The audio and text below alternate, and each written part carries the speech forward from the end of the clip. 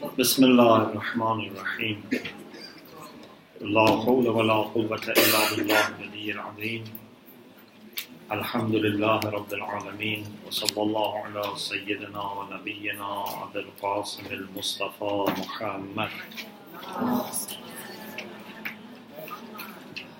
وآله الطيبين الطاهرين لا سيما بقية الله في الأرضين أجل الله تعالى فرجه الشريف وجعلنا من أعوانه وأنصاره اللهم أخرجني من ظلمات الوهم وأكرمني بنور الفهم اللهم افتح علينا أبواب رحمتك وانشر علينا خزائن قدومك برحمتك يا أرحم الراحمين.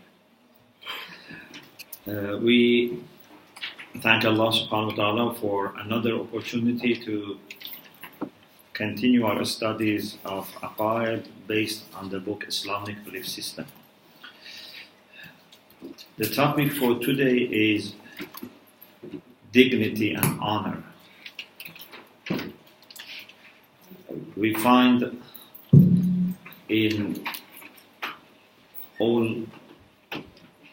divine religions, all Abrahamic faith, a great emphasis has been put on human honor and dignity. And in a particular way in Islam, we have very positive view about humanity. There are verses in the Quran that suggest that human beings have been given a great amount of honor and dignity by Allah subhanahu wa ta'ala, which is the basis for human rights, for Islamic rulings in ethics, in fiqh. And if you don't understand that dignity that Allah has given humanity, you cannot understand other things in Islamic ethics or Islamic fiqh. To make it clearer, I want to expand on this session, so we add some of the things to the book, because it's a very important topic. And if you are interested, also I had a series of 10 lectures on dignity in Islam. It's available, you can watch that. It was given in the month of Ramadan 2 years ago. Allah subhanahu wa ta'ala has given a special status to human beings. I mentioned some aspects of that. One is that Allah made human beings able to become His Khalifa, His vicegerent on the earth.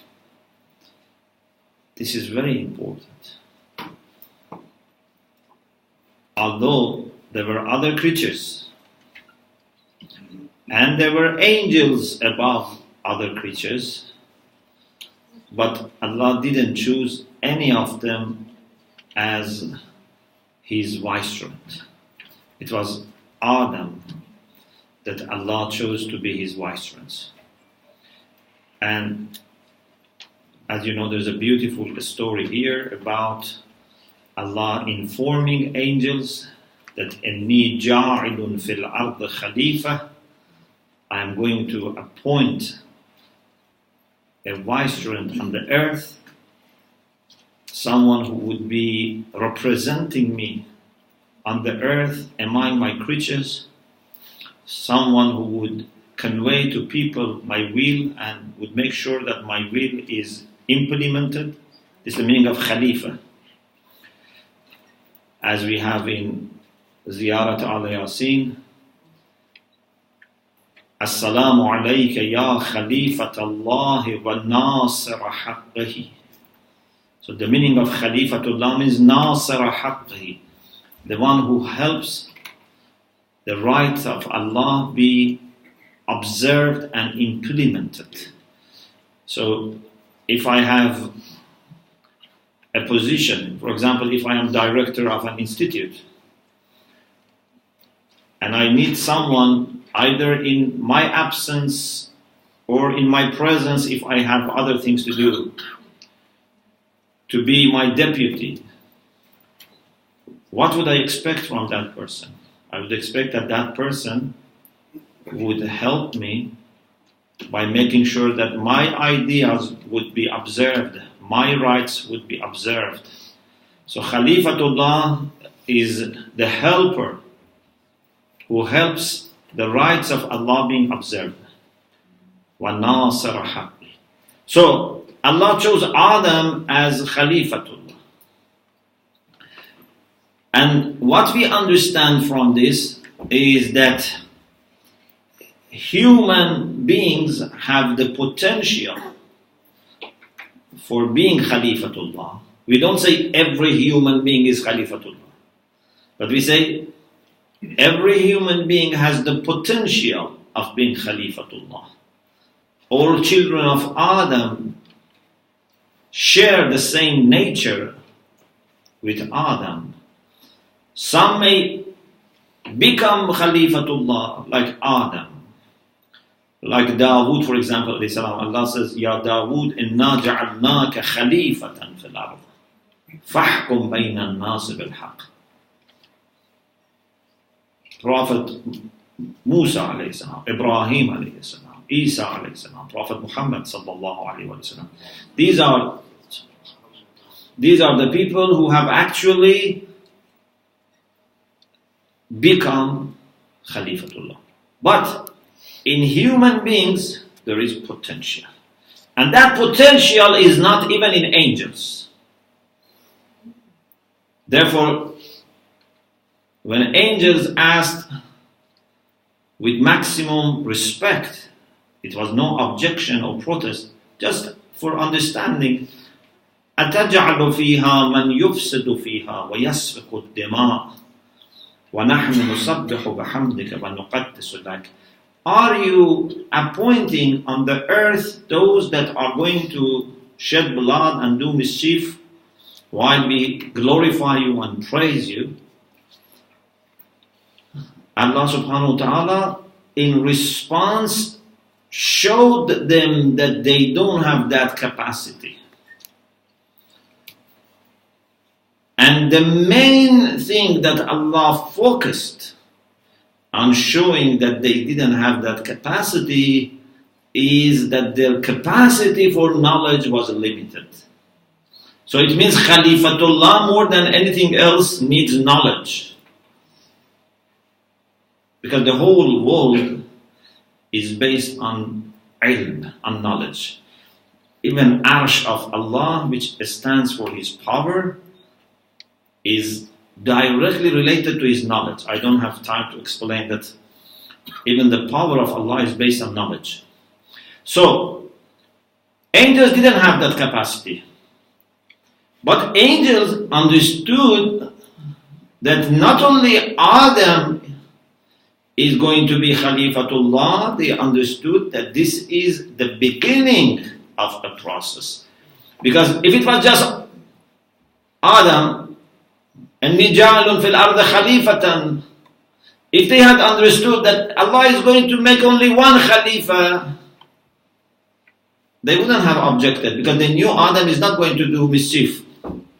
They realized that this is the beginning of a process. And Allah is going to have Khalifa on the earth, right after, one after the other. But they would have then children, they would have other human beings around, and those others may do mischief. Not Adam or successive vicegerents of Allah. So, this is very important position for human beings. That they have the potential and some of them actually become Khalifatullah. Another thing which is very important is Allah asked angels to do sajda for Adam alayhi salam.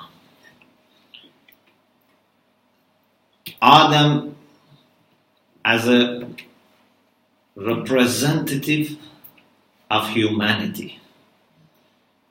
Doing sajda for Adam is like doing sajda for humanity, which was represented in Adam. So Allah subhanahu wa ta'ala said, when I am going to create Adam and blow into him from my spirit, فَإِذَا سَوَّيْتُهُ وَنَفَخْتُ فِيهِ مِنْ رُوحِي فَقَعُوا لَهُ سَاجِدِينَ. Or for example in Surah A'raf, وَلَقَدْ خَلَقْنَاكُمْ ثُمَّ صَوَّرْنَاكُمْ. Allah says, we created you and we gave you the form. ثُمَّ قُلْنَا لِلْمَلَائِكَةِ اسْجُدُوا لِآدَمَ.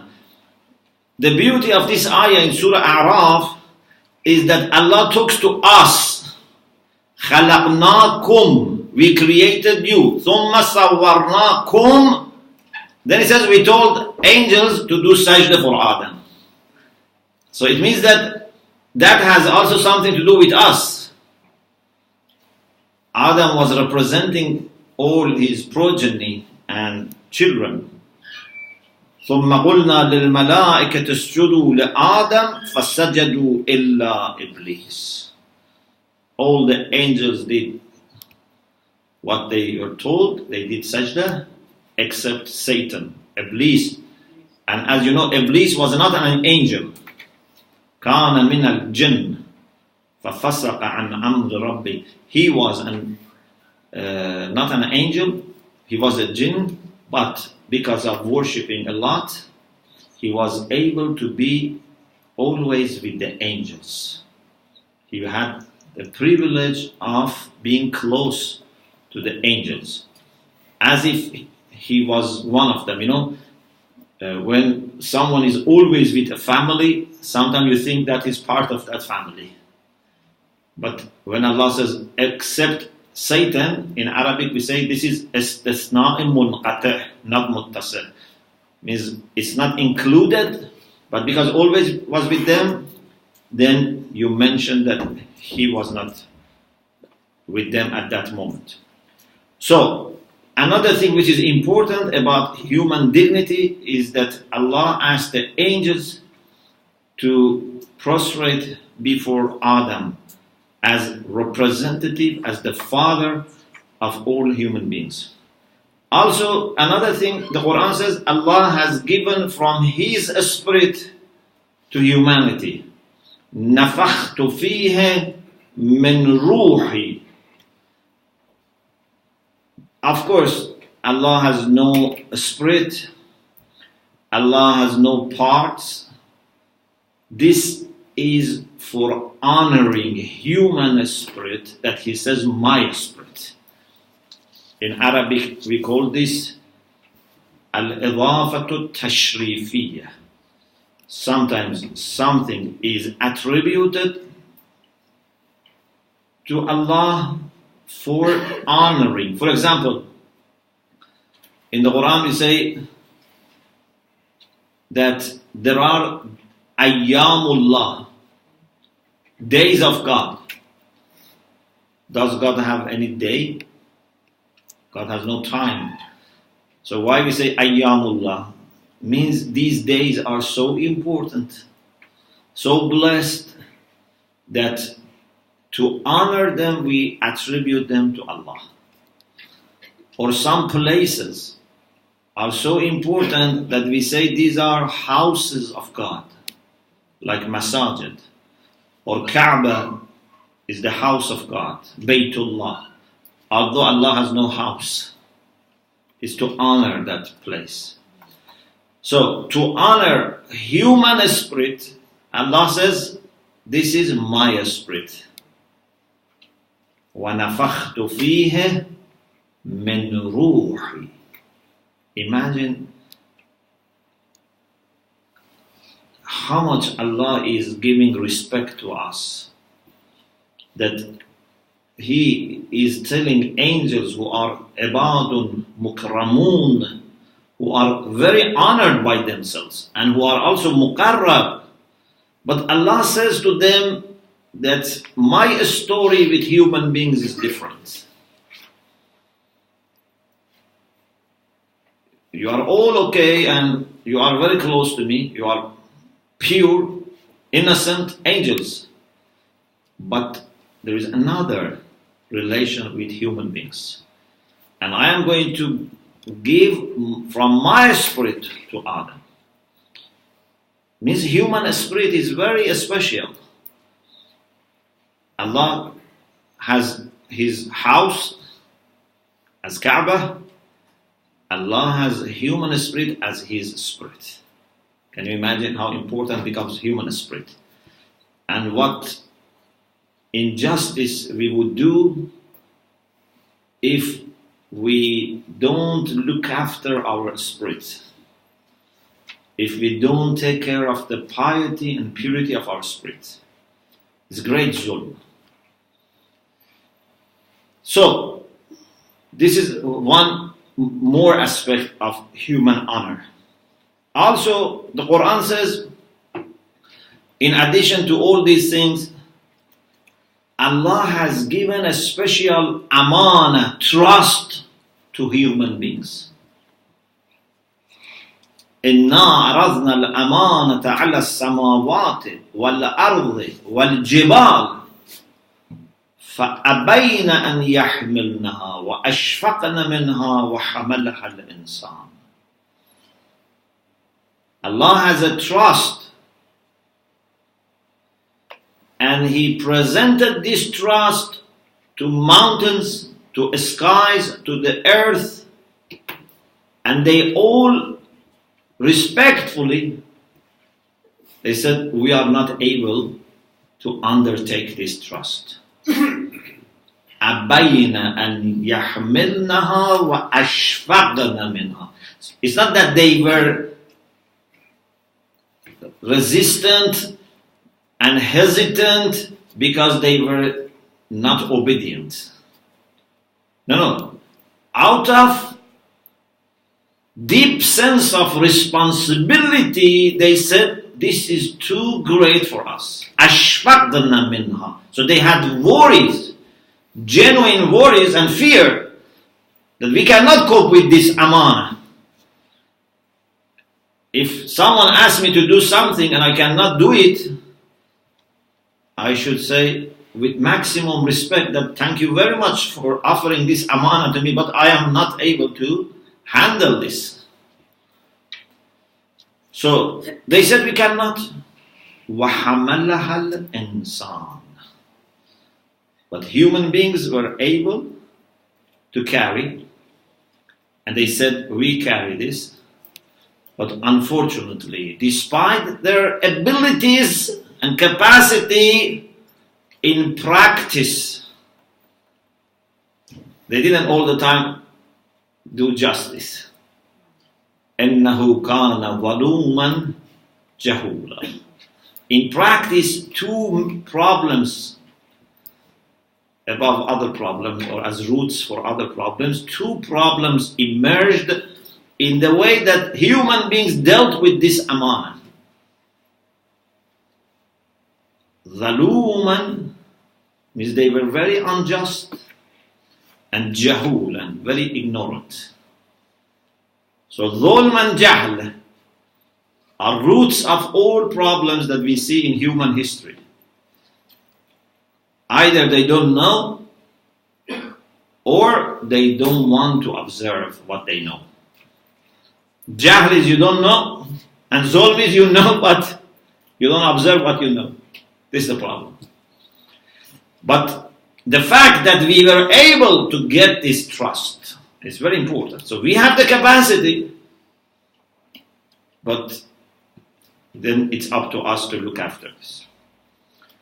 Also, the Quran tells us that Allah has created everything on the earth and in the skies in the way that we can benefit from them. Sakhara lakum, made it manageable and at your service or disposable. You can use them, you can have control over them, but of course you have to be responsible for whatever is the skies and the earth. Allah has made us able to use them, to benefit from them, to manage them, but we have to be responsible. Also, the Quran tells us that Allah subhanahu wa ta'ala has raised us over many of His creatures, as we said before in one of the lectures.